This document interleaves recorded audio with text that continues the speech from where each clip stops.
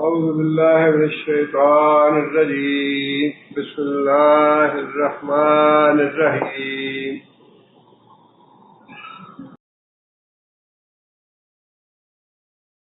ألا تقاتلون، کیا تم نہیں لڑو گے قومن اس قوم سے نکسو ایمانہم جنہوں نے اپنے وعدے توڑ دیے، وہمو اور قصد کیا بے اخراج رسول نبی صلی اللہ علیہ وسلم کو، رسول کو نکالنے کا، وہم بدعوکم اول مرۃ اور زیادتی کی ابتدا بھی انہوں نے ہی کی، اتخشونہم کیا تم ان سے ڈرتے ہو، اللہ احق کو ان تخشوہ اللہ اس بات کا زیادہ حقدار ہے کہ اللہ سے ڈرو، ان کنتم مومنین اگر تم واقعی مومن۔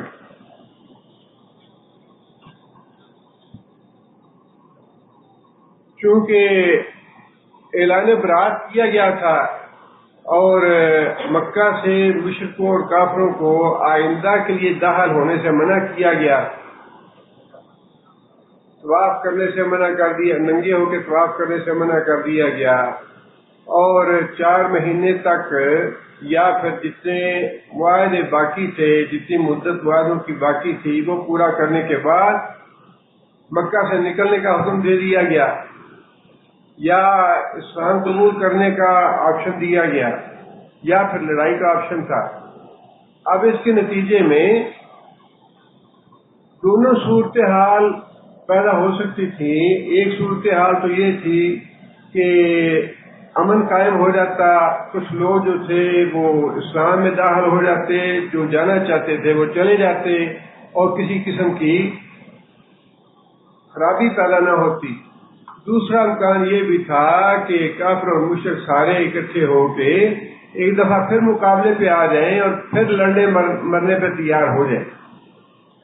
اب یہ دوسرا جو آپشن تھا اگرچہ ہوا وہی جو پہلی بات تھی کہ امن قائم ہو گیا اس اعلان کے بعد، کچھ لوگ جو تھے وہ مجبوراً ہی اسلام میں داخل ہو گئے، لیکن اسلام قبول کر لیا انہوں نے، اور جو جانا چاہتے تھے وہ نکل گئے۔ عملاً ہوا تو وہی جو پہلی بات تھی کہ اس اعلان کے بعد حرم میں مکمل طور پہ امن قائم ہو گیا، لیکن اس بات کا امکان بھی موجود تھا کہ یہ اعلان ہونے کے بعد کافر اور مشرک ایک دفعہ پھر لڑنے مرنے پہ تل جائیں اور ایک دفعہ پھر فتنہ برپا کریں کہ ہم نہیں نکلتے یہاں سے، جو کرنا کر لو۔ اس صورتحال کے پیش نظر اللہ تعالیٰ نے پہلے سے مسلمانوں کو ذہنی طور پہ تیار رہنے کے لیے جہاد پہ ابھارا کہ عین ممکن ہے اس اعلان کے بعد تمہیں جہاد کرنا پڑ جائے مشرکوں اور کافروں کے ساتھ، لہذا جہاد کے لیے اپنے آپ کو تیار رکھو۔ اس لیے اللہ تعالیٰ نے اعلان برات کے فوراً بعد جہاد پہ ابھارا ہے مسلمانوں کو کہ عین ممکن ہے کافروں کو یہاں سے نکالنے کے لیے، مشرکوں کو یہاں سے نکالنے کے لیے، حرم کو پاک کرنے کے لیے تمہیں ایک جنگ اور لڑنی پڑے کافروں اور مشرکوں کے ساتھ۔ لہذا اس کے پیش نظر اللہ تعالیٰ نے ابھارا مسلمانوں کو لڑائی کے لیے، قتال کے لیے۔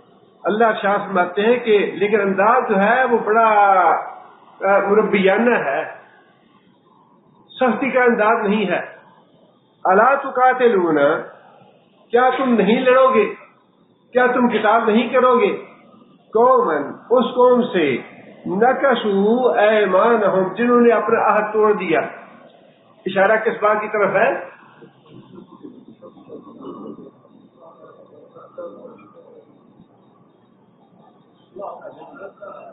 یہ بار بار جو عہد توڑنے کی بات آ رہی ہے کہ کافر اور مشرکوں نے اپنے عہد توڑے، بڑے 2 اہم معاہدے تھے جو توڑے، اور بھی بے شمار باتیں تھیں جو اس میں آتی ہیں۔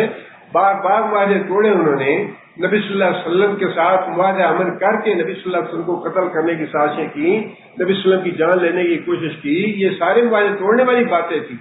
لیکن انتہائی 2 اہم معاہدے جو تھے، ایک تو جنگ احزاب کے موقع پہ بنو قریظہ یہودیوں نے جو معاہدہ کر رکھا تھا وہ توڑا انہوں نے، اور اسی کا بنو قریظہ کا غلبہ جو تھا یا بنو قریظہ کا محاصرہ، اس کا سبب بھی ان کے عہد توڑنے کا تھا۔ اور دوسرا جو خاص طور پہ اس کا ذکر بار بار آ رہا ہے سورہ میں، وہ معاہدہ ہے جو صلح حدیبیہ کو توڑا قریش مکہ نے. بنو بکر نے حملہ کیا بنو خزاع پہ، اور بنو بکر حلیف تھے قریش مکہ کے. قریش مکہ نے نہ صرف اسلحہ مہیا کیا بلکہ آدمی عملاً شریک ہوئے بنو بکر کے ساتھ بنو خزاع پہ حملہ کرنے کے لیے، اور یہ بہت بڑی عہد شکنی تھی. اس لیے کہ صلح حدیبیہ تو بڑے اہتمام کے ساتھ اس کا معاہدہ ہوا، اور بڑے جو لے دے کر کے اور بڑی تحقیق کر کے اور بڑی لمبی بات سے مذاکرات کرنے کے بعد وہ طے ہوا تھا. اس کو توڑا انہوں نے. اس کو تو بار یہ اشارہ اسی طرف ہے کہ وہ لوگ جنہوں نے معاہدے کو توڑا ہے، کیا تب اگر ضرورت پڑ گئی تو کیا ان کے خلاف جنگ نہیں کرو گے؟ اگر ضرورت پڑ گئی، یہ جو ہے آپشن ہے، امن کا آپشن بھی تھا جو کہ فعل واقعی ہو گیا. دب گیا کافر اور مشرک. کچھ اسلام میں خواہ مجبوراً ہی داخل ہوئے جو بعد میں مرتد بھی ہوئے نبی صلی اللہ علیہ وسلم کے وفات کے بعد، لیکن وقتی طور پہ اس اعلان سے جس رد عمل کی توقع تھی، کافر اور مشرک کو ہمت نہیں پڑی اس رد عمل کی. لیکن مسلمانوں کو بہرحال اللہ تعالیٰ نے تیار کیا ذہنی طور پہ کہ اگر ضرورت پڑ جائے کافر اور مشرک کے خلاف اعلان برات کے بعد تو تمہیں لڑنا ہوگا ان کے خلاف.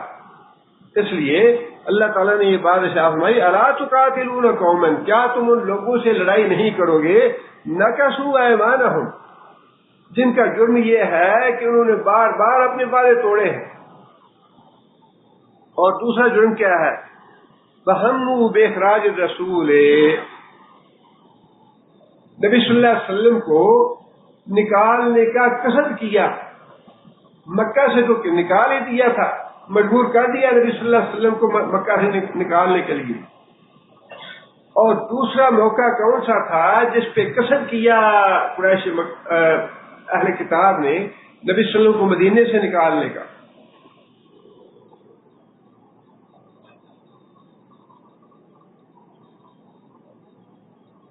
غزوہ بنو مستلق سے جب صحابہ واپس آ رہے تھے تو راستے میں ایک جگہ پڑاؤ کیا نبی صلی اللہ علیہ وسلم نے. وہاں پہ پانی کے معاملے میں انصار اور مہاجرین میں انبن ہو گئی. اس انبن سے فائدہ اٹھاتے ہوئے رئیس المنافقین عبداللہ بن ابی بھی ساتھ تھا. اسے موقع مل گیا انتشار بڑھانے کا اور پھوٹ ڈلوانے کا. اس نے انصار مدینہ کو یہ بات کہی کہ یہ مہاجر جو ہیں یہ تمہارے اوپر چڑھ گئے ہیں، اور ان کو اوپر سرے سر چڑھانے کا جو ہے نا ذمہ دار تم خود ہی ہو. اگر تم ان کو فنڈ وغیرہ نہ دو، اگر ان کو چندے دینے چھوڑ دو، اگر تم ان کی مدد کرنی چھوڑ دو، تو یہ مہاجر اپنے آپ یہاں سے نکل جائیں گے مدینہ سے. اور ساتھ ہی اس نے یہ بات کہی، یقولون لئن رجعنا الی المدینہ لا یخرجن الاعز منها الاذل، اگر ہم اب مدینہ واپس چلے گئے تو مدینہ پہنچنے کے بعد جو عزت والے لوگ ہیں وہ ذلیل لوگوں کو مدینے سے نکال دیں گے. عزت والے لوگ جو تھے مراد کون سے تھے؟ اس سے مقامی لوگ، مدینے کے رہنے والے لوگ جنہیں انصار کہا جاتا تھا. اشارہ تھا اس طرف. اور اس نے ذلیل کہا مہاجروں کو کہ جو باہر سے آ کے ہمارے ہاں ٹکے ہوئے ہیں، ہمارے ہاں آ کے رہائش پذیر ہو گئے ہیں اور ہمارے مال پہ پل رہے ہیں. یہاں تک اس نے بکواس کی کہ ان کا جو مہاجر ہے ان کا معاملہ تو ایسا ہے کہ کتے کو پالو تمہیں خود ہی تمہیں ہی پھاڑ دے. یہاں تک اس نے بکواس کی. اس کا اشارہ تھا ذلیل لوگ جو ہیں یہ مہاجر ہیں اور عزت والے جو ہیں وہ ہم ہیں. اللہ تعالیٰ نے سورہ منافقون میں اس کا یہ قول نقل فرمایا، یقولون لئن رجعنا الی المدینہ لا یخرجن الاعز منها الاذل، مدینے جا کے ہم عزت والے لوگ ذلیل لوگوں کو نکال باہر کریں گے. وللہ العزت ولرسولہ وللمؤمنین، اللہ نے اس کا جواب یہ دیا کہ عزت تو اللہ کی ہے، اس کے رسول کی ہے اور ایمان والوں کی ہے، ولکن المنافقین لا یعلمون، لیکن منافقوں کو پتہ نہیں۔ لیکن اس منافق کو فوراً ہی پتہ چل گیا، اس منافق کو جیسے یہ بات کہی تھی، اب یہ تو اللہ تعالیٰ کے ہاتھ میں معاملات ہیں، اللہ ترجع الامور، دل بھی اللہ کے ہاتھ میں ہے، معاملات بھی اللہ کے ہاتھ میں ہیں۔ بات جو تھی وہ اس کے بیٹے کو پہنچ گئی، باپ اتنا منافق، دشمن دین کا، اسلام کا، نبی صلی اللہ علیہ وسلم کا دشمن، اور یہ اللہ تعالیٰ کے معاملات ہیں، اللہ تعالیٰ کے ہاتھوں میں جیل ہوتے ہیں۔ اس کا بیٹا جو تھا وہ اتنا مخلص اور وفادار صحابی نبی صلی اللہ علیہ وسلم کا، اتنا وفادار، اتنا جانثار اور اتنا مخلص نبی صلی اللہ علیہ وسلم کے لیے، اسے یہ بات پہنچی کہ میرے باپ نے یہ بات کہی ہے کہ ذلیل معاذ اللہ نبی صلی اللہ علیہ وسلم ہے اور جا کے ہم ان کو نکال دیں گے مدینہ سے۔ بیٹے کو باپ کی یہ بات پہنچی، جب سفر کر کے مدینہ کے قریب پہنچے تو مدینہ سے باہر جو بیٹا تھا تلوار لے کے کھڑا ہو گیا۔ بیٹا تلوار لے کے کھڑا ہو گیا۔ یہ وہی بات ہے، صحابہ جو مخلص صحابہ تھے، ان کا ایمان کیسا عجیب و غریب تھا، کتنے پکے تھے وہ اپنے ایمان میں، نہ باپ کی پرواہ ہے، نہ بیٹے کی پرواہ ہے، نہ بیوی کی پرواہ ہے، کسی کی پرواہ نہیں ہے۔ سامنے لے کے تلوار کھڑا ہو گیا اور کہنے لگا کہ عبداللہ بن ابی آیا اپنے باپ، تو اپنے باپ کو سامنے تلوار لے کے کھڑا ہو گیا، کہنے لگا کہ میں آج دیکھتا ہوں کہ مدینے میں داخل عزت والا ہوتا ہے یا ذلیل داخل ہوتا ہے، تم داخل ہوتے ہو یا محمد صلی اللہ علیہ وسلم داخل ہوتے ہیں، کون ہے عزت والا؟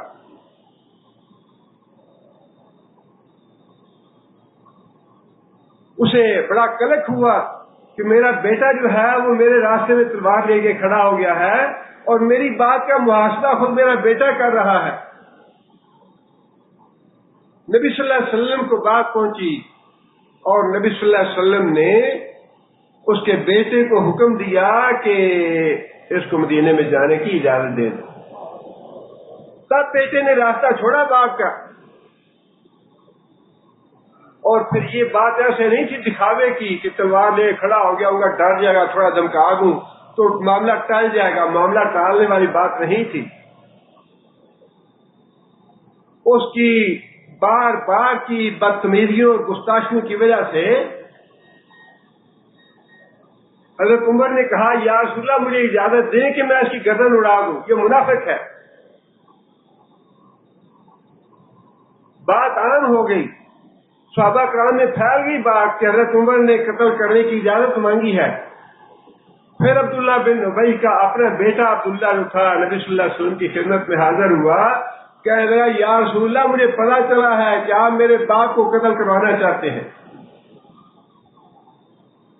مجھے پتا چلا ہے کہ آپ باپ کو قتل کروانا چاہتے ہیں۔ یا رسول اللہ مدینے میں مجھ سے زیادہ اپنے باپ سے محبت کرنے والا کوئی نہیں، لوگوں کو پتا ہے اگر کسی دوسرے آدمی نے میرے باپ کو قتل کر دیا تو ممکن ہے میں غیرت میں آ کے اس کو قتل کر دوں، اگر آپ نے میرے باپ کو قتل کروانا ہے تو مجھے حکم دیں، میں قتل کر کے اس کی گردن آپ کے قدموں میں رکھ لوں۔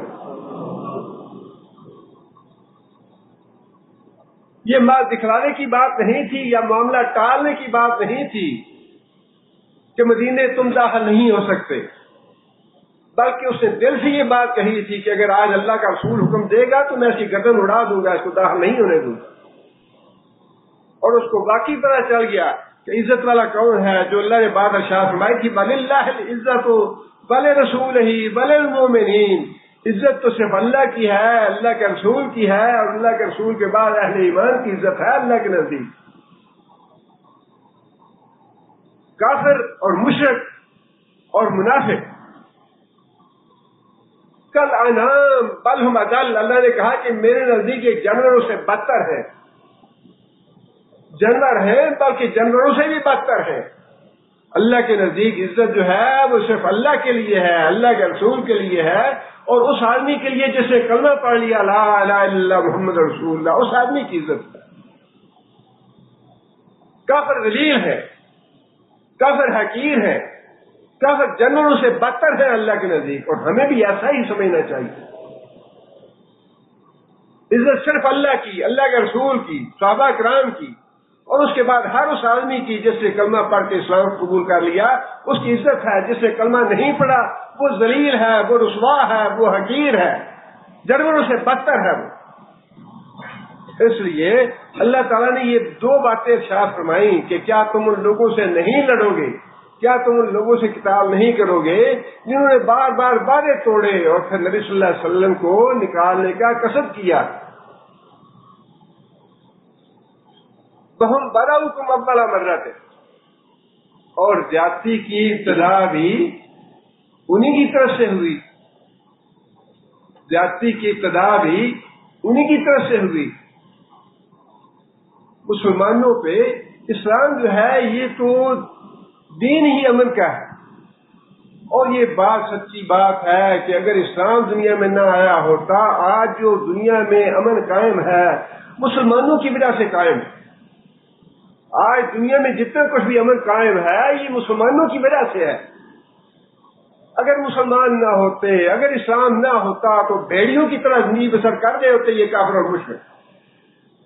ہاں ہمیں کتنے ہی مہذب نظر آتے ہیں بظاہر، یورپ اور امریکہ ہمیں کتنا مہذب نظر آتا ہے، لیکن بھیڑیوں سے بدتر ہیں یہ لوگ،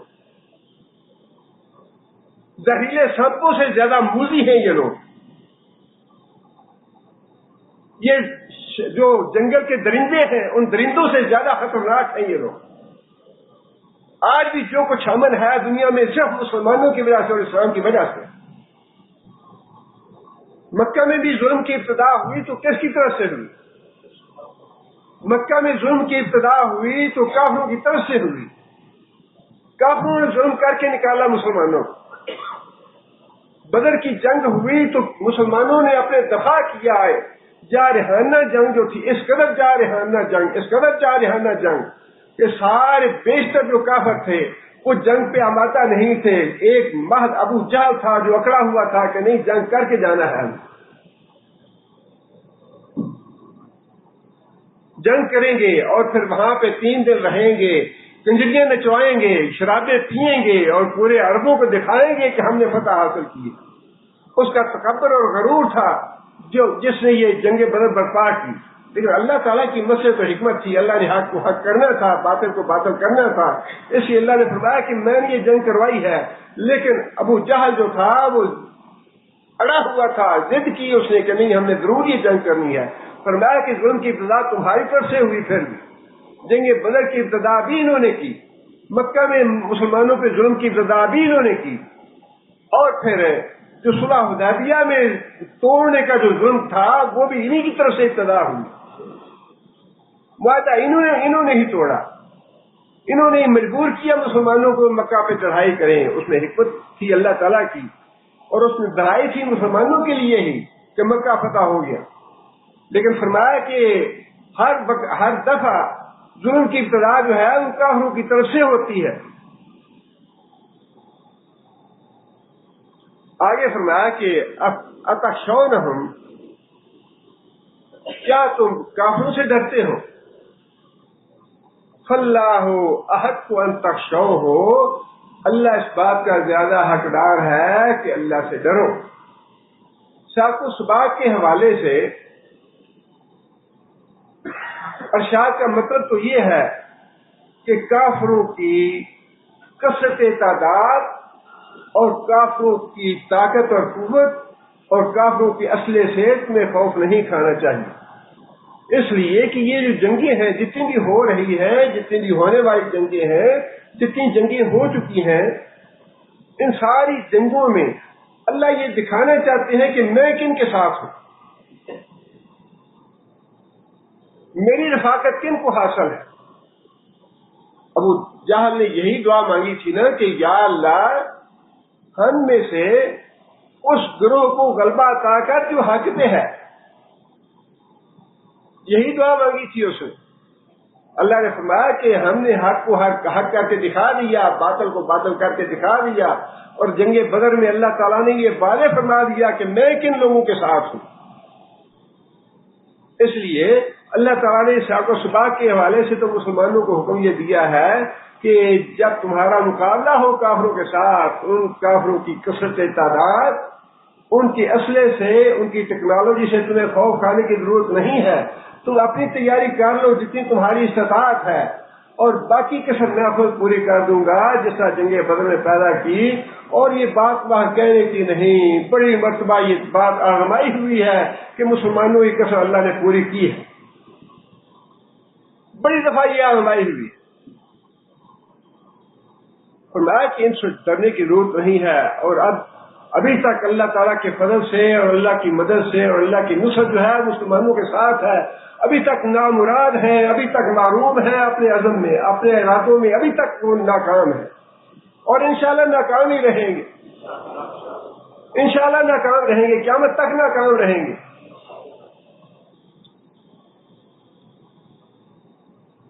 سیاق و سباق کے حوالے سے تو مطلب یہی ہے، لیکن ایک ڈر اور بھی ہے.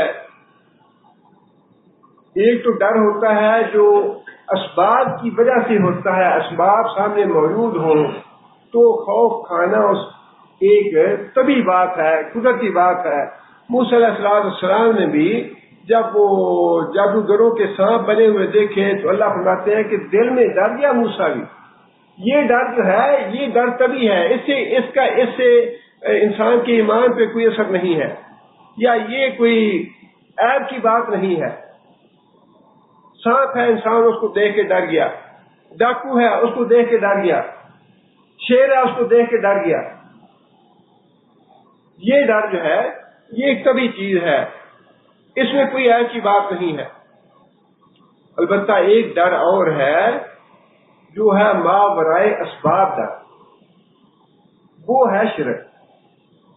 خوف جو ہے یہ ماورائے اسباب خوف جو ہے یہ عبادت ہے، اور غیر اللہ کا ماورائے اسباب خوف جو ہے وہ شرک ہے. ماورائے اسباب کا مطلب یہ ہے کہ جب اسباب سامنے خوف کے نہ ہوں، اسباب سامنے خوف کے نہ ہوں، لیکن اس کے باوجود انسان خوف کرے، اس سے غیر میں ڈرے. مثال کے طور پہ آدمی یہ اس بات کا خوف ہو کہ اگر اس مہینے ہم نے 11ویں شریف نہ دی تو ہماری بھینس مر جائے گی. اب یہ ماورائے اسباب خوف، یہ خوف جو ہے یہ شرک ہے، یہ شرک ہے، یہ نہیں ہونا چاہیے. لیکن یہاں سیاق و اسباب کے حوالے سے حکم یہ ہے کہ جب تمہاری لڑائی ہو کافروں اور مشرکوں کے ساتھ تو تمہیں اللہ پہ بھروسہ کرنا چاہیے، ان کی طاقت سے، ان کی قوت سے، ان کی ٹیکنالوجی سے، ان کی اسلحے سے تمہیں خوفزدہ نہیں ہونا چاہیے. ان کنتم مومنین، اگر تم واقعی مومن ہو. قاتلوہم یعذبہم اللہ بأیدیکم ویخزہم وینصرکم علیہم ویشفی صدور قوم مؤمنین. جہاں اللہ تعالیٰ نے چونکہ جہاد کے لیے ابھارا ہے مسلمانوں کو، قتال کے لیے ابھارا ہے، اس لیے یہاں اللہ تعالیٰ نے 5 فائدے بتائے ہیں جہاد کے. اگر تم قتال کرو گے کافر اور مشرکوں کے خلاف تو اللہ تعالیٰ یعذبہم اللہ بأیدیکم، اللہ تعالیٰ تمہارے ہاتھوں سے ان کو عذاب دے گا، اللہ تمہارے ہاتھوں سے سزا دے گا ان کو. ایک آدمی پہ کسی آدمی نے ظلم کیا ہو. حضرت بلال کا واقعہ غزوہ بدر کا موجود ہے. امیہ بن خلف جنگ کے بعد قتل ہونے سے تو بچ گیا، لیکن عبد الرحمن بن عوف رضی اللہ تعالیٰ عنہ ان کے پرانے زمانے کے دوست تھے، ساتھی تھے، تجارت کے شریک تھے. جنگ کے بعد خود امیہ کہنے لگا عبد الرحمن بن عوف کو، کیا مجھے قیدی نہیں بناؤ گے؟ قیدی بناؤ، فدیے میں تمہیں مال ملے گا، میری جان محفوظ ہو جائے گی. حضرت عبد الرحمن بن عوف نے دوستی کے حوالے سے اس کو قیدی بنا لیا اور اس کو اپنی حفاظت میں لے لیا.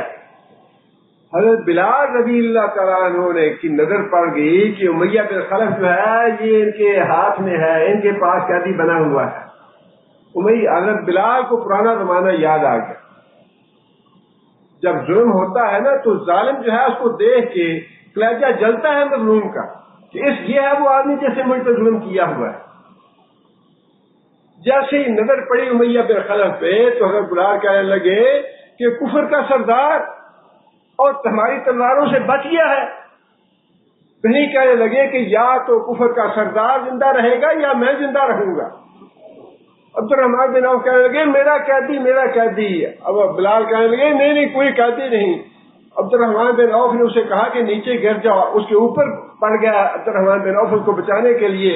حضرت بلال نے نیچے سے تلوار گھسیڑ کے مار دیا اس کو. اللہ فرماتے ہیں کہ جہاد کرو گے تمہارے ہاتھوں سے میں سزا دلاؤں گا انہیں. اپنے ہاتھ سے اپنے اوپر ظلم کرنے والے کو مار کے جو سکون ملتا ہے دوسرے کے مارے سے سکون نہیں ملتا.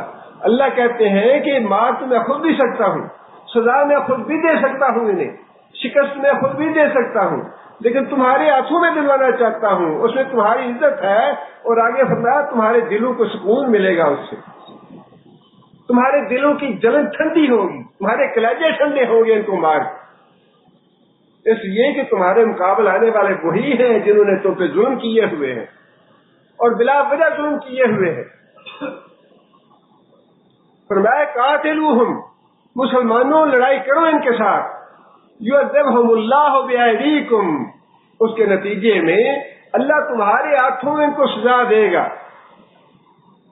دوسری بات فرمائی ویخزہم, اور رسوا کرے گا تمہارے ہاتھوں ان سرداروں کو.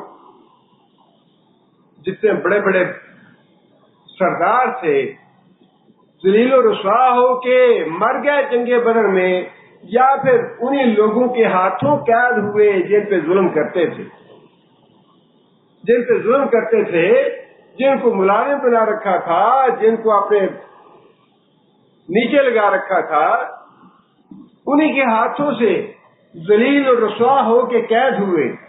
آگے فرمایا کہ بھائی انصرکم علیہم, ان کے مقابلے میں تمہاری مدد کرے گا فرشتوں کے ساتھ. یہ سارا جنگ بدر کا نقشہ اللہ نے سامنے رکھ دیا ہے کہ اگر آئندہ بھی لڑائی کا موقع آئے تو اللہ پہ توکل کر کے ٹکرا جاؤ, لڑائی کرو کافروں سے مشرکوں کے ساتھ. اللہ تمہارے ہاتھوں ان کو ذلیل و رسوا کرے گا, اللہ تمہارے ہاتھوں ان کو سزا دے گا, اور ان کے مقابلے میں اللہ تمہاری مدد کرے گا. وَيَشْفِ صُدُورَ قَوْمٍ مُّؤْمِنِينَ, اور جو مومن لوگ ہیں ان کے سینوں کے جلن دور کرے گا. ان کے سینوں میں جو دکھ اور غم تھے کافروں کے ظلم کی وجہ سے, وہ دکھ اور غم ان کے دور ہوں گے, ان کے سینوں کو شفا حاصل ہوگی. فَيُذْهِبْ غَيْظَ قُلُوبِهِمْ, اور اہل ایمان کے دلوں میں جو جلن تھی ان ظالموں کے ظلم کی وجہ سے, فَيُذْهِبْ, اللہ تعالیٰ ان کے دلوں کی جلن ٹھنڈی کر دے گا, ان کے کلیجے ٹھنڈے کرے گا. جو دنیاوی فائدے ہیں اس کے مال غنیمت کا حصول وغیرہ وہ تو الگ بات ہے. اللہ تعالیٰ نے مسلمانوں کو کتاب پہ ابھارتے ہوئے, کتاب کے لیے تیار کرتے ہوئے نفسیاتی فائدے بتائے ان کو. فرمایا تمہارے دلوں کی جلن ٹھنڈی ہوگی, تمہارے کلیجے ٹھنڈے ہوں گے, تمہارے سینوں کی جو دکھ اور غم تھے وہ دور ہوں گے, اور تمہارے ہاتھوں سے یہ کافر ذلیل و رسوا ہوں گے, تمہارے ہاتھوں یہ قید ہوں گے, تمہارے ہاتھوں مارے جائیں گے. اللہ سزا دے گا ان کو تمہارے ہاتھوں سے.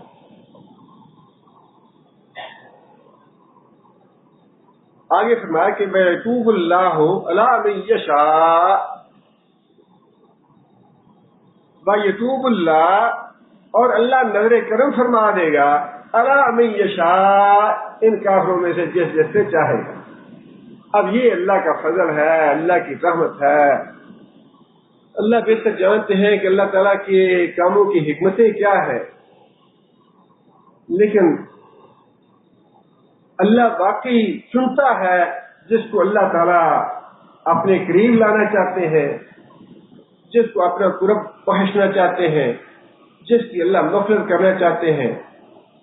ابو سفیان ساری زندگی لڑتا رہا نبی صلی اللہ علیہ وسلم کے خلاف، فتح مکہ تک لڑتا رہا، اور آخری لمحے میں بھی بات وہی تھی کہ ابھی تک تمہیں اس بات کا یقین نہیں آیا کہ یہ عزا اولاد جو ہے تمہارے کسی کام آنے والے نہیں۔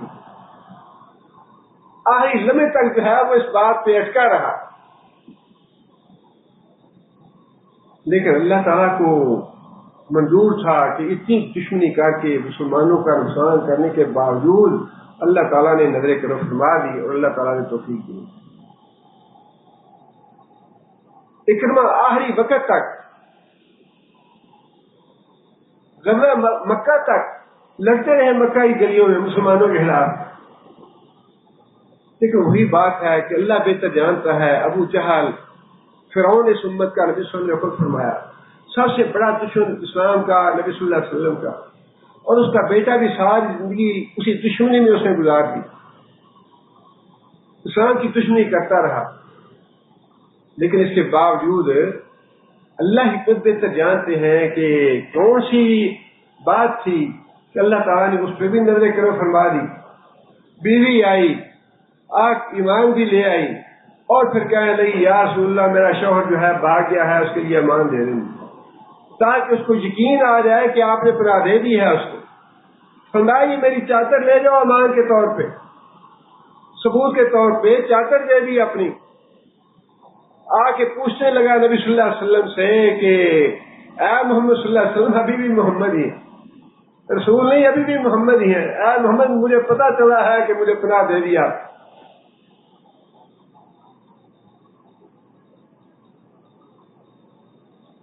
ساری زندگی دشمنی کرتے گزار دی،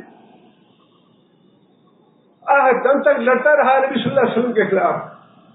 نبی صلی اللہ علیہ وسلم نے فرمایا کہ ہاں تمہاری بیوی سچ کہتی ہے، میں نے تمہیں پناہ دے دی۔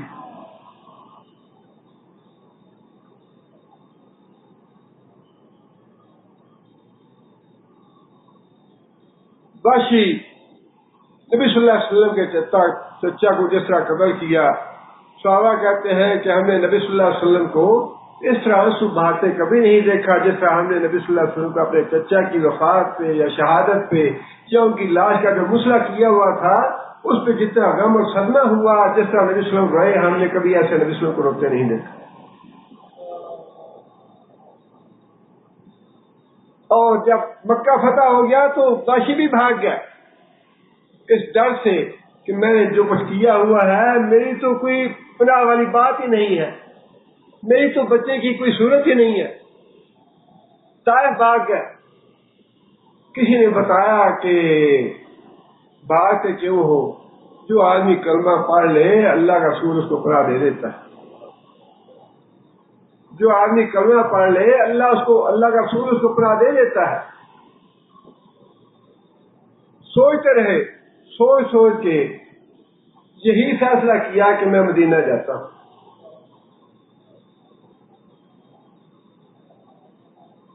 نبی صلی اللہ علیہ وسلم نے جب اپنے چچا حمزہ کو مسرع کیے ہوئے دیکھا تو یہ بات ارشاد فرمائی تھی کہ جب تک میں ان کافروں کے 70 سردار قتل نہ کر لوں یا اس طرح ان کا حشر نہ کر لوں مجھے چین نہیں آئے گا، میں اس کا بدلہ لوں گا، ان کے 70 سرداروں سے بدلہ لوں گا، کچھ ایسے الفاظ ہیں حدیث۔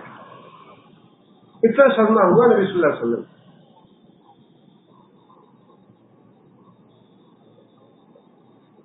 باشی مدینہ آئے، نبی صلی اللہ علیہ وسلم کی پشت پہ کھڑے ہو کے کلمہ پڑھا لا الہ الا اللہ محمد رسول اللہ۔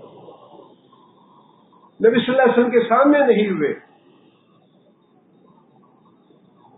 نبی صلی اللہ علیہ وسلم نے پہچان لیا یا بتایا کسی نے نبی صلی اللہ علیہ وسلم کو کہ یا رسول اللہ واشی نے کلمہ پڑھا ہے۔ نبی صلی اللہ علیہ وسلم نے پوچھا اس سے واشی ہو؟ کہنے لگے ہاں یا رسول اللہ واشی ہو۔ فرمایا کہ آؤ میرے پاس آئے بیٹھو اور مجھے بتاؤ کہ تم نے حمزہ کو کیسے شہید کیا، کیسے قتل کیا تم نے اس کو؟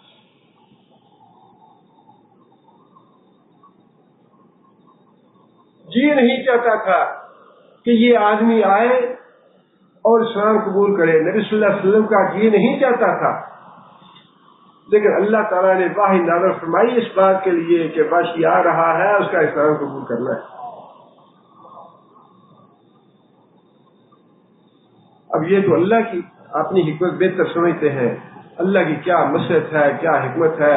اتنا ظالم انسان جس نے اتنا ظلم کیا، اتنا دکھ پہنچایا نبی صلی اللہ علیہ وسلم کو، اتنی دشمنی کی، اور پھر معاملہ بھی جو تھا وہ اتنا تھا، باشی خود کہتے ہیں کہ مجھے اس جنگ میں سوائے حضرت حمزہ کو شہید کرنے کے کوئی غرض نہیں تھی۔ جب میں نے حضرت حمزہ کو قتل کر لیا، شہید کر لیا، میں الگ ہو کے بیٹھ گیا، میرا کام ختم ہو گیا۔ اس لیے کہ اس کی جو مالکہ تھی اس نے یہی کہا تھا کہ حمزہ کو قتل کر دو گے تو میں تمہیں آزاد کر دوں۔ باشی کو صرف اتنی غرض تھی اپنی آزادی کے ساتھ، حضرت حمزہ کو شہید کیا اور جنگ سے الگ ہو کے بیٹھ گئے۔ نبی صلی اللہ علیہ وسلم کو بتایا، کلمہ پڑھ لیا۔ نبی صلی اللہ علیہ وسلم نے بس اتنی بات کی، ارشاد فرمائی کہ باشی تم میرے سامنے نہ آنا، تمہارا اسلام تو قبول ہے لیکن میرے سامنے نہ۔ اب یہ تو اللہ تعالیٰ ہی بہتر جانتے ہیں کہ اللہ تعالیٰ کے ان کاموں کی کیا حکمت ہے، کیا مصلحت ہے، کیا خوبی تھی ان لوگوں میں۔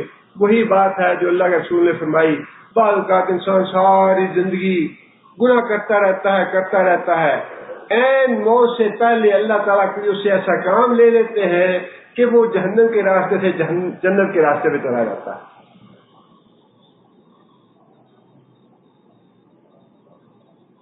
کعب بن زہیر جو تھے شاعر تھے اور ہجرت کی بڑی نبی صلی اللہ علیہ وسلم کی۔ بھائی مسلمان ہو گیا، بھائی نے کعب کو خط لکھا کہ بھاگنے سے فائدہ کوئی نہیں ہے، اور جس آدمی کے ساتھ معاملہ ہے بڑا ہی شفیق اور بڑا مہربان ہے، اب بھی میرا تمہیں مشورہ یہ ہے کہ اڑ کے چلے جاؤ محمد صلی اللہ علیہ وسلم کے پاس، تمہیں پناہ مل جائے گی۔ چلے گیا مدینہ، جا کے اپنے وہاں کسی دوست کے ہاں رات ٹھہرے، فجر کی نماز کا ٹائم ہوا، مسجد میں آ کے نبی صلی اللہ علیہ وسلم کے پیچھے نماز پڑھی۔ نماز پڑھنے کے بعد اس آدمی نے خود اسے طریقہ بتایا، انصاری جو تھا، کہ جب نبی صلی اللہ علیہ وسلم نماز پڑھ لیں تو نماز پڑھنے کے بعد جب نبی صلی اللہ علیہ وسلم منہ نمازیوں کی طرف کر کے بیٹھے تو اس وقت اٹھ کے نبی صلی اللہ علیہ وسلم کے پاس چلے جانا، جا کے نبی صلی اللہ علیہ وسلم سے بات کرنا اپنے بارے میں۔ کعب بن زہیر اٹھ کے چلے گیا، نماز کے بعد نبی صلی اللہ علیہ وسلم کے ران پہ جا کے دونوں ہاتھ رکھ دیے، کہہ لیں یا رسول اللہ ایک بات پوچھتا ہوں آپ سے۔ فرمایا کیا بات ہے؟ کہنے لگا کہ یا رسول اللہ اگر کعب بن زہیر جو ہے وہ آپ کے پاس آ جائے اور آ کے توبہ کرے اور ایمان لے آئے تو کیا آپ اس کو معاف کر دیں گے؟ نبی صلی اللہ علیہ وسلم نے فرمایا کہ ہاں معاف کر دوں۔ کہنے لگا یا رسول اللہ کعب تمہیں؟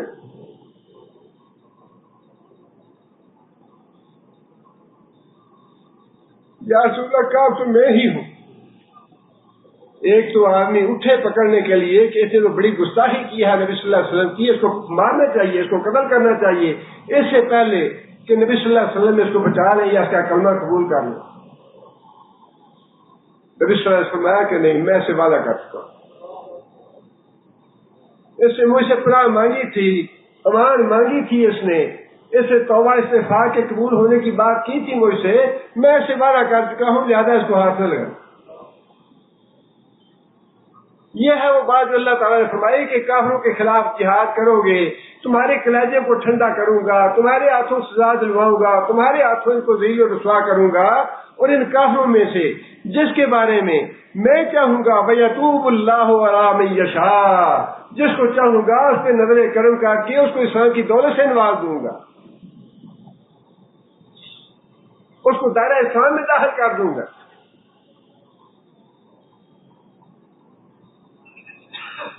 بَلْ اللَّهُ عَلِيمٌ حَكِيمٌ، آگے اللہ نے فرمایا کہ اللہ خوب جانتا ہے، اللہ خوب حکمت والا ہے کہ کون آدمی اسلام کے لائق ہے، کون آدمی ایمان کے لائق ہے۔ کتنے لوگ ہیں جو بھٹک رہے ہیں ایمان کی وجہ سے، ٹھوکریں کھا رہے ہیں، ان کو نصیب نہیں ہے ایمان۔ اس دربار پہ جاتے ہیں، اس دربار پہ ٹھوکریں کھاتے ہیں، اس دربار پہ جا کے ذلیل و رسوا ہوتے ہیں، فلاں خانقاہ پہ، فلاں پیر صاحب کے، فلاں جگہ پہ، فلاں جگہ پہ ادھر نذرانے دیے، ادھر نذرانے دیے، ادھر نیازیں دی، ادھر جا کے گھٹنے ٹیکے، ذلیل ہو رہے ہیں، رسوا ہو رہے ہیں، اللہ ایمان نہیں نصیب کر رہا ہوں۔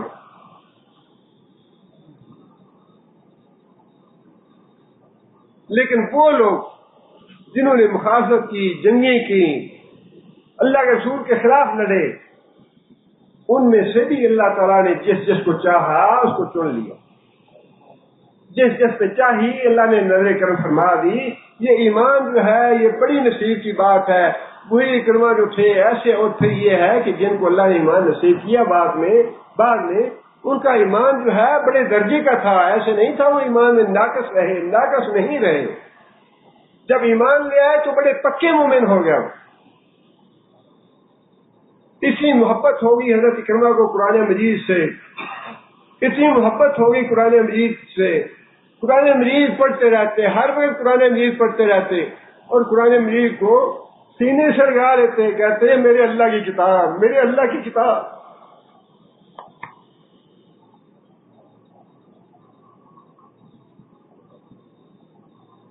پرواشی کے دل کو بھی اللہ تعالیٰ نے ایسا اضطراب دے دیا کہ تم نے مسلمانوں کا ایک بہت بڑا ستون گرایا ہے، بہت بڑے سردار کو تم نے قتل کیا ہے۔ جب تک تم کافروں کے ایسے ہی بڑے سردار کو قتل نہ کر لو تمہارے دل کو اطمینان نہیں ہے۔ اور پھر باقی اس باشی کا ایمان اور اس وقت اس کا اسلام ایسا رہا کہ جو اسے عزم کیا تھا کہ میں ایک ویسا ہی کافروں کا سردار مار نہ لوں جب تک اللہ مجھے موت نہ دے، جب تک کافروں کا ویسا ہی سردار نہ مار لوں، جب تک مجھے چین نہیں ہے، جب تک مجھے اللہ موت نہ دے۔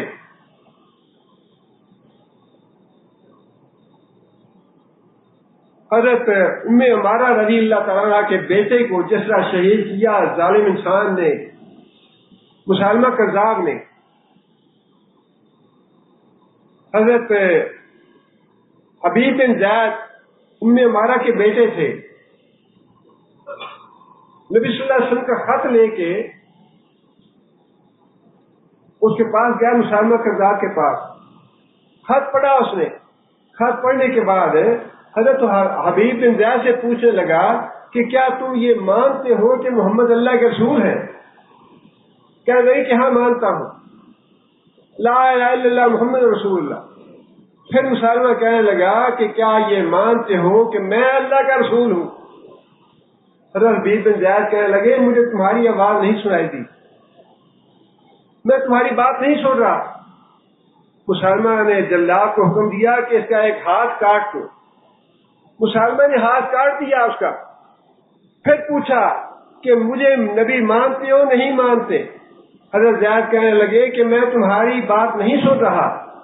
جلاد کو کہنے لگا کہ اس کا پورا بازو کاٹ دو۔ بار بار پوچھتا رہا اور حضرت حبیب بن زید بار بار یہی کہتے رہے کہ میں تمہاری آواز نہیں سنتا۔ ایک ایک جو تھا جسم کا حصہ ایک ایک الگ الگ کٹتا رہا حضرت حبیب بن زید کا۔ اندازہ لگا یہ کیسا ایمان ہے، یہ کہہ دینے کی بات نہیں ہے، عملاً ایسا ہوا۔ ساری تاریخی کتابوں میں ایسا ہی لکھا ہے۔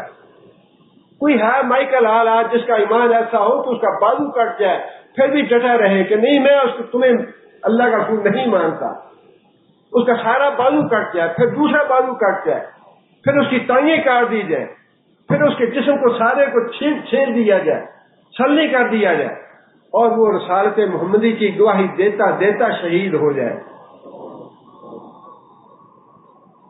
بڑی دلیر خاتون تھی ام عمارہ، بڑی دلیر خاتون تھی، خاتون احد کہتے ہیں اس کو۔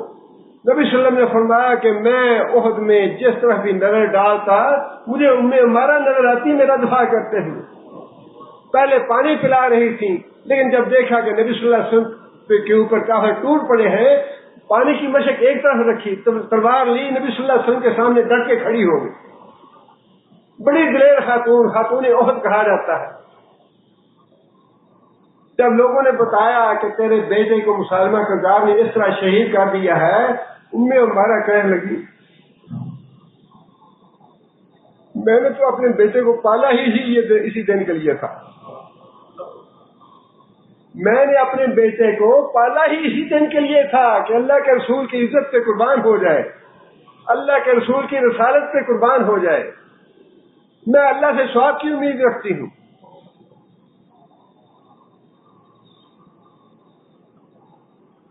ہمارا کہتی ہے کہ میں نے اس دن عزم کر لیا کہ میں اپنے بیٹے کے قاتل سے بدلہ لوں گی۔ چنانچہ حضرت ابوبکر صدیق نے جو لشکر بھیجا مسالمہ کذاب کے خلاف، ہمارا بھی اس میں شریک ہوئی۔ ہمارا لڑتے لڑتے لڑتے لڑتے مسالمہ کذاب کے قریب پہنچ گئی، لیکن قریب پہنچنے کے بعد جب حملہ کرنا چاہا تو ہمارا کے حملہ سے پہلے 2 آدمیوں نے حملہ کر کے مسالمہ کذاب کو قتل کر دیا۔ ہمارا کہتی ہے کہ میں نے دیکھا کہ کن 2 آدمیوں نے قتل کیا ہے مسالمہ کو۔ کہنے لگی کہ میری نظر پڑی، ایک تو واشی تھے اور دوسرا میرا بیٹا عبداللہ۔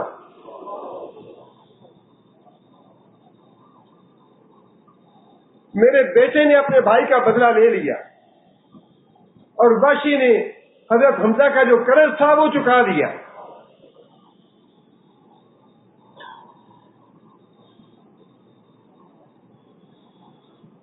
اس لیے اللہ نے فرمایا کہ تمہارے جہاد کے بعد کافروں میں سے جس کو میں چاہوں گا اس کو میں اسلام کی دولت سے بھی نواز دوں گا، اس لیے کہ واللہ علیم الحکیم، میں خوب جانتا ہوں، میں حکمت والا ہوں کہ کس کو چننا ہے کافروں میں سے، کس کو ایمان کی دولت سے نوازنا ہے۔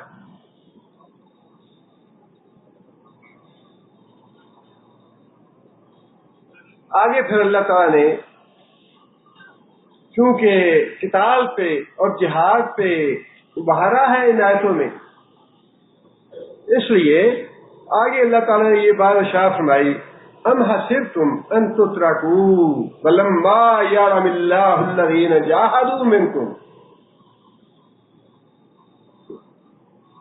کیا تم نے یہ سمجھ رکھا ہے، ام حسبتم، کیا تم نے یہ سمجھ رکھا ہے ان تترکوا، کہ تمہیں چھوڑ دیا جائے گا، فلما یعلم اللہ الذین جاہدوا منکم، اور ابھی تو اللہ نے یہ دیکھا ہی نہیں تم میں سے کون ہے جو اللہ کی راہ میں جہاد کرتا ہے، تم میں سے کون ہے جو قتال کے لیے نکلتا ہے اللہ کی راہ میں۔ اور جب تک اللہ تعالیٰ یہ دیکھ نہ لے اللہ جنت میں نہیں بھیجے گا۔ اللہ دیکھنا چاہتا ہے کہ جس نے کلمہ پڑھا ہے اس کے کلمے کا معیار کیا ہے، اس کا ایمان کس درجے کا ہے، کیا وہ اپنا جان، اپنا مال، اپنا گھر بار اللہ کے رسول کی ناموس پہ، اللہ کے رسول کی عزت پہ قربان کرنے کے لیے تیار ہے یا نہیں ہے۔ یہی بات اللہ تعالیٰ نے سورہ عنکبوت میں بھی ارشاد فرمائی، احسب الناس، کیا لوگوں نے یہ گمان کر لیا، ان یترکوا، انہیں چھوڑ دیا جائے گا، ان یقولوا آمنا، بس اتنے کہنے پہ کہ ہم ایمان لے آئے، ہم مومن ہیں، وہم لا یفتنون، اور انہیں آزمایا نہیں جائے گا۔ کیا لوگوں نے یہ سمجھ لیا کہ ایمان کا دعویٰ کرنے کے بعد اللہ ان کو آزمائے گا نہیں؟ فرمایا یہ بات تو ناممکن ہے کہ ایک آدمی ایمان کا دعویٰ بھی کرے اور اس دعوے کے بعد اللہ اس کو آزمائے نہ۔ اللہ جھنجھوڑنا چاہتے ہیں، اللہ دیکھنا چاہتے ہیں کہ کون اپنے ایمان پہ قائم رہتا ہے، اور ہمارا ایمان تو اس درجے کا ہے، بیٹے کی شادی کی ہے، 2 سال 4 سال کوئی اولاد نہیں ہوئی تو ٹھوکریں کھانی شروع کر دی خانقاہوں پہ جا کے، مزاروں پہ جا کے، پیروں کے پیچھے، اچھا جی فلاں جگہ سے جا کے خاک لے کے آئیں، فلاں جگہ جا کے نظر نیاز دے، جا کے فلاں پیر صاحب سے دعا کروائیں، فلاں پیر صاحب کو جا کے منت مانے۔ ہمارا ایمان تو اتنا ہی ہے کہ زبانی کہتے ہیں یہ کہ زندگی اور موت اللہ کے ہاتھ میں ہے، زبانی مانتے ہیں یہ زندگی اور موت اللہ کے ہاتھ میں ہے، لیکن 2-4 سال بیت جائیں اولاد نہ ہو بیٹے کی تو فوراً اپنا ایمان ضائع کر دیتے ہیں۔ فرمایا کبھی اللہ تعالیٰ جان کے خوف سے، کبھی مال کے ساتھ، کبھی اولاد کے ساتھ، کبھی کسی طریقے سے، کبھی کسی طریقے سے اللہ فرماتے ہیں کہ تیار رہو اس بات کے لیے، زندگی میں کبھی نہ کبھی تو تمہیں آزمائش آئے گی اللہ کی طرف سے۔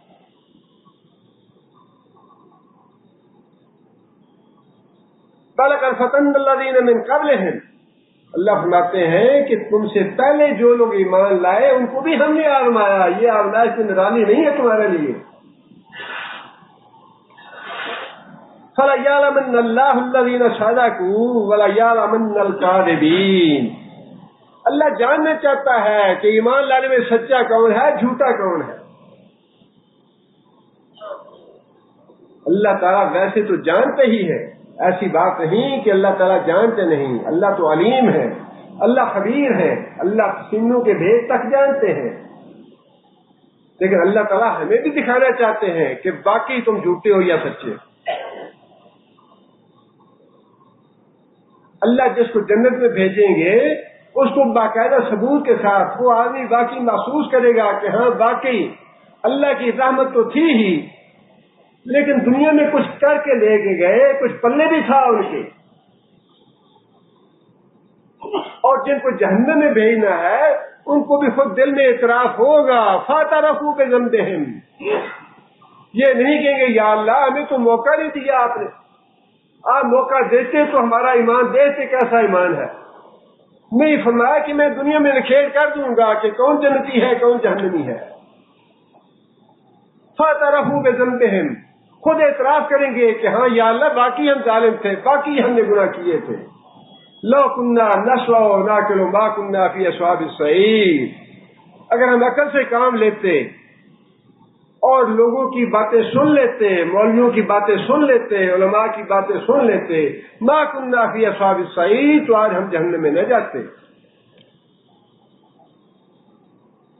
اس لیے اللہ نے فرمایا ہے کہ یہ جو دیکھیں آپ جتنا مرضی ہاتھ باندھتے رہے کافروں کے آگے، اچھا جی ہم آہنگی، مذہبی ہم آہنگی کے لیے مذاکرات کرنے تاکہ امن قائم ہو جائے دنیا، امن قائم ہو گیا تو شیطان کہاں جائے گا؟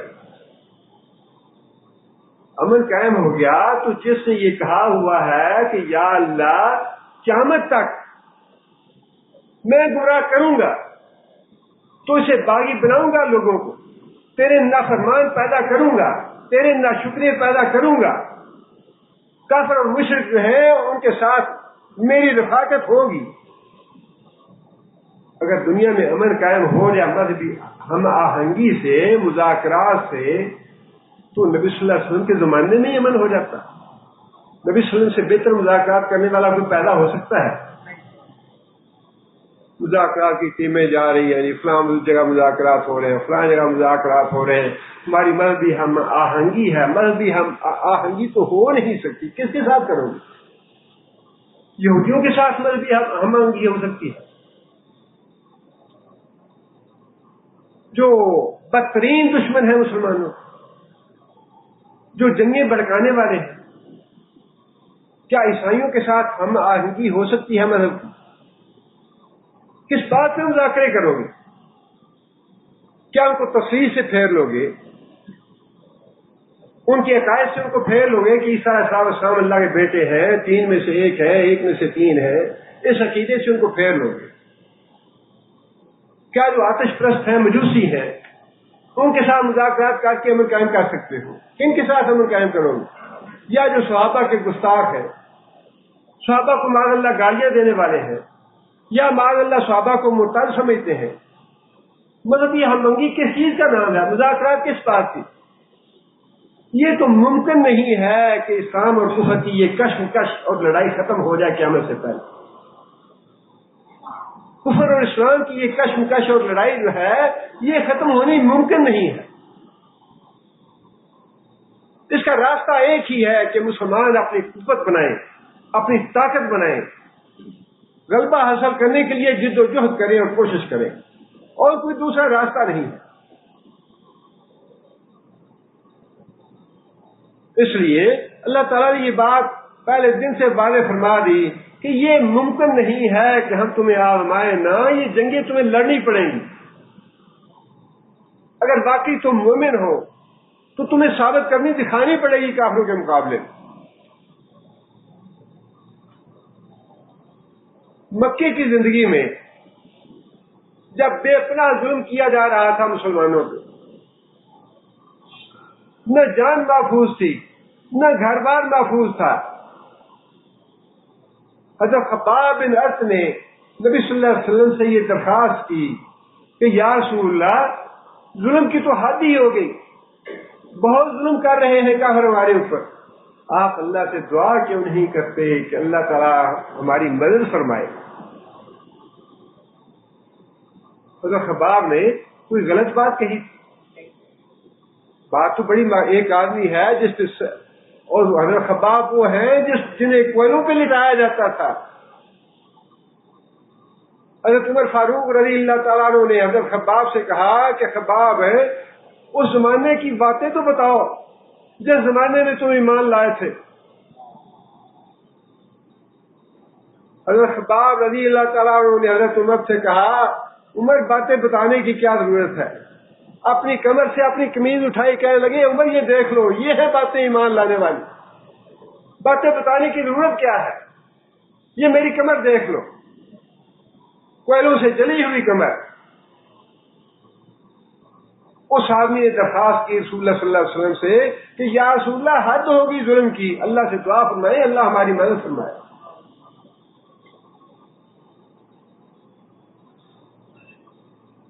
حدیث میں آتا ہے کہ رسول اکرم صلی اللہ علیہ وسلم کا چہرہ مبارک سرخ ہو گیا۔ رسول اللہ صلی اللہ علیہ وسلم تیغ لگا کے بیٹھے تھے، نبی صلی اللہ علیہ وسلم اٹھ کے بیٹھ گیا اور فرمایا کہ یہ جو کٹھن حالات ہیں، یہ جو دہتی بھٹی سے ہم گزر رہے ہیں، اللہ کی قسم ان حالات سے گزرنا پڑے گا ہمیں۔ ہم سے پہلے وہ لوگ تھے جن کو گڑے میں کھڑا کر کے دبا دیا گیا اور آرے سے چیر کے دو ٹکڑے کر دیے گیا ان کے، جن کے جسم سے لوہے کے کنگے سے ان کا گوشت چھیل دیا گیا، ایسے حالات ہوئے ان کے۔ فرمایا کہ اللہ کی قسم، یا تو ہم ان حالات سے گزر کے میں وہ کام پورا کروں گا جس کے لیے اللہ نے مجھے بھیجا ہے، یا ہماری جان کھپ جائے گی اسی کام میں۔ اور اتنا امن اور سکون ہو جائے گا دنیا میں کہ صنعا سے تنہا اور سفر کر کے مکہ آئے گی اور اس کی طرف کوئی آنکھ اٹھا کے دیکھنے والا نہ ہوگا۔ یہ امن کی باتیں جو ہے نا، یہ جب یہ قیامت کے بعد یہ امن نصیب ہوگا، یہ قیامت سے پہلے امن نصیب۔ کفر اور اسلام جو ہے لکم دینکم ولی دین، یہ کہیں ملتے نہیں ہیں آپس میں، ان میں اتحاد کی بات ہے ہی نہیں، ان میں دوستی اور امن والی بات ہے ہی نہیں۔ وہ ہمارے دشمن ہیں، ہم ان کے دشمن ہیں۔ جو دشمن نہیں سمجھتا وہ منافق ہے، وہ غدار ہے مسلمانوں کا۔ اللہ نے بار بار کہا ہے کہ وہ تمہارے دشمن ہے، تم ان کے دشمن ہو۔ وہ اللہ کے دشمن ہے، تمہیں ان کا دشمن ہونا چاہیے۔ وہ اللہ کے رسول کے دشمن ہے، تمہیں ان کا دشمن ہونا چاہیے۔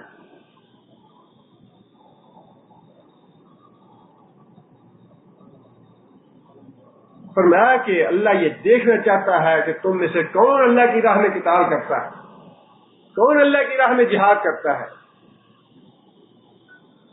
اور آگے فرمایا کہ وَلَمْ يَتَّخِذُوا مِن دُونِ اللَّهِ وَلَا رَسُولِهِ وَلَا الْمُؤْمِنِينَ وَلِيجًا،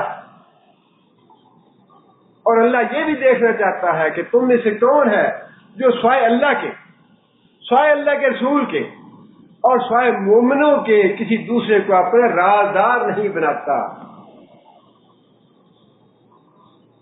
بلج کا معنی ہوتا ہے یولج اللیل فی النہار و یولج النہار فی اللیل، داخل کرتا ہے اللہ رات کو دن میں، دن کو رات میں، یوں داخل ہو جانا۔ ولیجا، ولیجا کا مطلب یہ ہے کہ ایک دوسرے کے راز سے واقف ہو جانا، ایک دوسرے کے معاملات میں داخل ہو جانا۔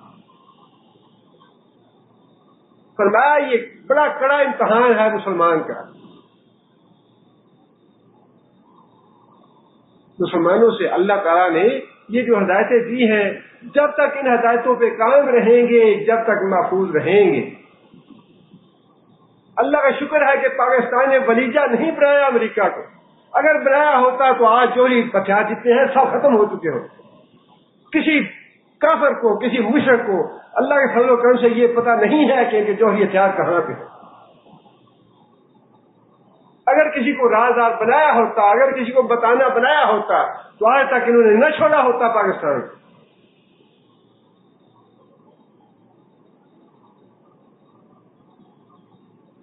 اللہ تعالیٰ کے یہ احکام جو ہیں یہ بڑے حکیمانہ احکام ہیں، جان بچے گی نہیں۔ یہ دیکھیں نا، یہ سامنے پتا یہ ڈاکو ہے، یا ڈاکو کو مارے یا ڈاکو کے ہاتھ سے خود مار جائے، کوئی تیسرا آپشن ہے ہی نہیں۔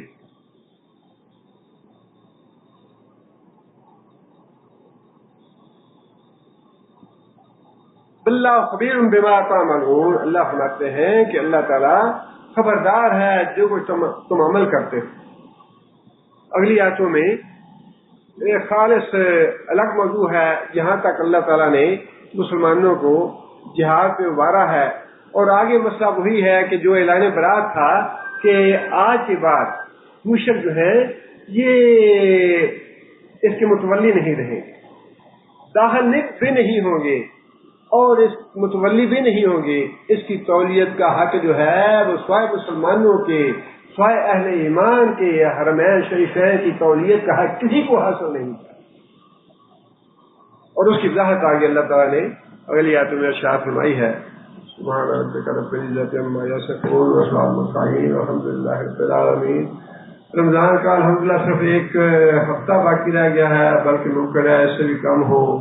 بہت قیمتی وقت ہے، یہ اتنا قیمتی وقت ہے، اتنا قیمتی وقت ہے کہ سونے سے بھی اگر اس وقت کو تولیں گے تو یہ سونے سے بھی زیادہ قیمتی ہے۔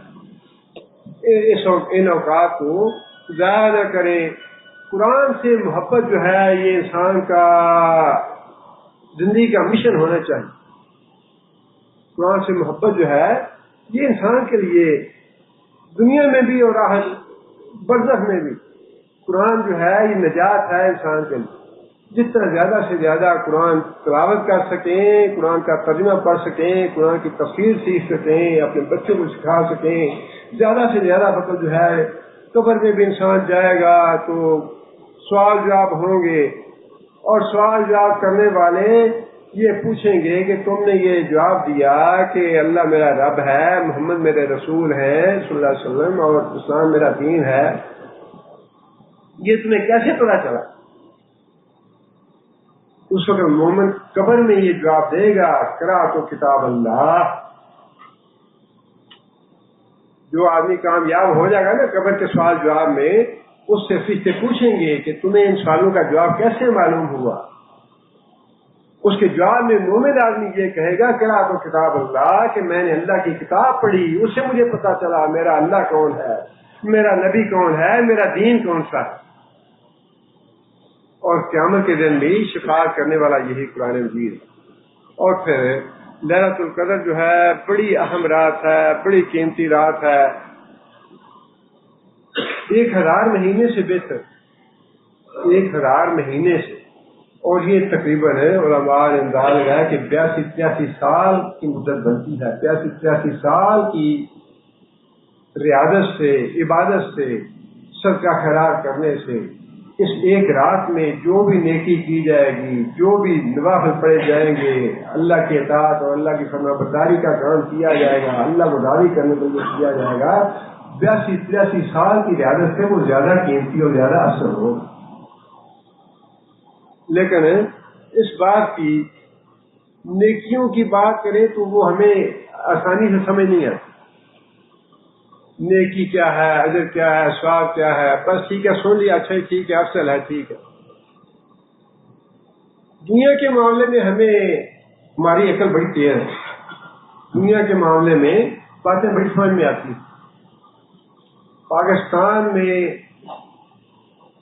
اللہ روزی دیتا ہے، اللہ وہاں بھی منہ سے مارتا نہیں کسی کو، لیکن سعودی عرب میں ہم اس لیے آتے ہیں کہ یہاں جب 1 ریال کمائیں گے تو 1 ریال کے کتنے ملیں گے؟ 26-27 تو ہزاروں کے مقابلے میں کچھ بھی نہیں ہے۔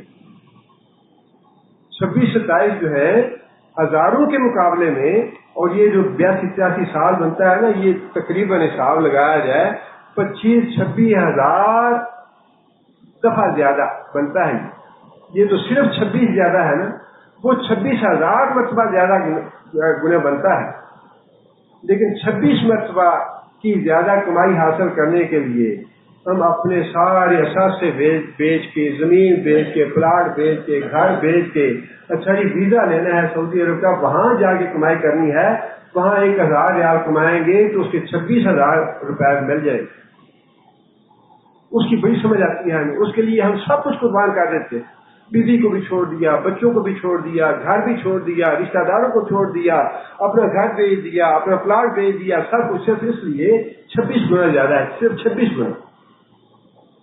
اور جہاں 26,000 گنا زیادہ ہے اس کی پلے بات ہی نہیں پڑتی، اس کی پرواہ ہی نہیں ہے، وہ بات سمجھ میں نہیں آتی۔